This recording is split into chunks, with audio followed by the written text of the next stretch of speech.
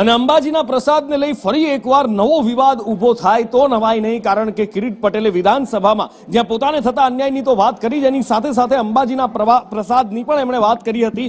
અંબાજીના પ્રવાસમાં ગેરરીતિ થતી હોવાની વાત કરી હતી. અંબાજી દર્શને ગયા હતા વીઆઈપી, અને એ પછી મા અંબાના સાનિધ્યમાં પ્રસાદ લીધો હતો પણ પૈસા ચૂકવ્યા નહોતા. એ પૈસા કોણ આપશે એ પણ એક મોટો સવાલ હતો. એક ડીશનો ભાવ 11,12,000 રૂપિયા એ પણ ચૂકવવામાં નથી આવ્યા, જે ડીશનો ભાવ ટોટલ જે જમણવારનો ખર્ચ થયો હતો એ.